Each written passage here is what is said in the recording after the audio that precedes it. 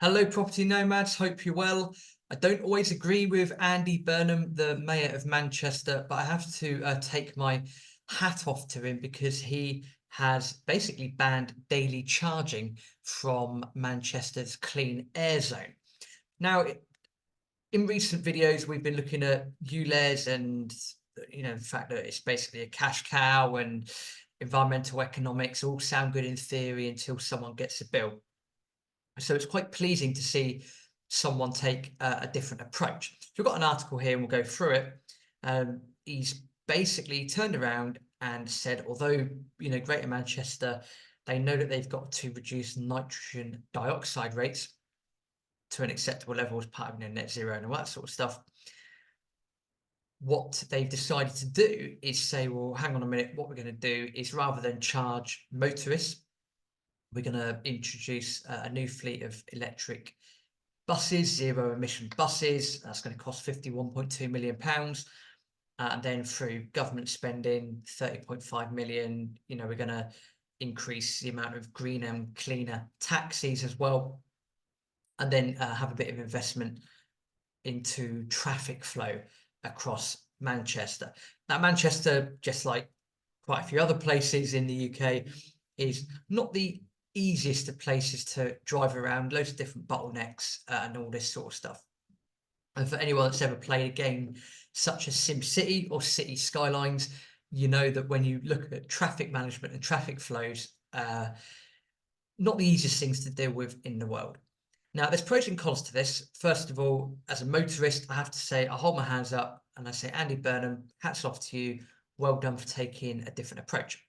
Because he has cited that he doesn't want to put any more charges on motorists, that people within Greater Manchester are already feeling the pinch, as I have done the last couple of years, and he didn't really want to put that nail in the coffin of the motorist. What I would say is that investing 51.2 million into electric buses and then another 30 million in grants, my question is, for that 51.2 million, is where does that cash come from? Is that cash that the City of Manchester has already got? Is that cash that they are looking to use from raising council tax? That's my big question. It's okay to say, okay, we're going to invest and spend X on new buses and this and that. That's fine. But you've got to get that from somewhere. You can't just continue to rely on grants from Westminster and then, are you looking at increasing taxes as a result of that? So we've got to look at the pros and cons here. What's interesting is that, and this is what Andy Burnham said, and I quote, cleaning up the air that people breathe is a priority for Greater Manchester, and we've already started to do that through investment in the B network, which saw the first buses brought back under local control in September. By accelerating investment in the B network to create a London-style integrated public transport network and upgraded GM licensed taxis, we can improve air quality faster than if we introduced a clean air zone and without causing hardship to our residents or businesses, end quote. So again, I'll give him absolute credit for that. He's taken a different approach. My only thing that springs to my mind is how are you actually paying for all this investment in the first place? Again, we appreciate there's just over 30 million coming through in grants. But of that 51.2 million, are you looking at increasing council tax? Are you looking at increasing business rates? Or do you have the cash in the bank? So if you've got a cash in the bank and then you just decided to do it, fine. Also like the fact that he's taken a different approach to create a London-style integrated public transport network. And I know Andy Burnham's always been a fan of that style. So again, really good news coming out of Manchester here. And unfortunately, the only drawback I would say is, as good as the incentives are and as good as his proposals are, it's the government that ultimately decide whether Greater Manchester will proceed with an investment-led plan or charging for a clean air zone.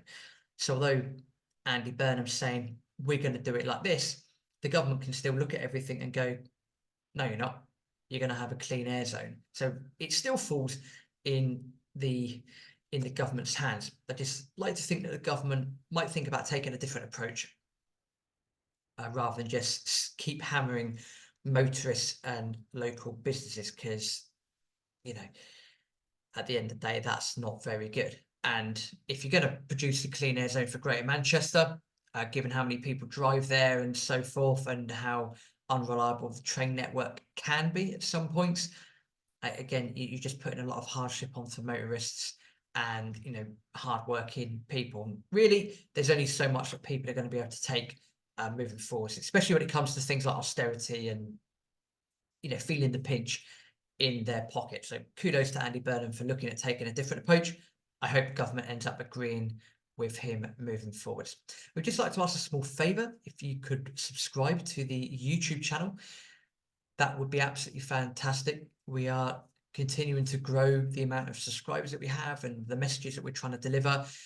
We appreciate that not everyone that watches videos does subscribe, so a small favour to ask, if you can subscribe, that would be absolutely fantastic. It just helps us to create more content, even have more guests on as well moving forward. So thank you for doing that. Tell everyone else about Property Nomads as well.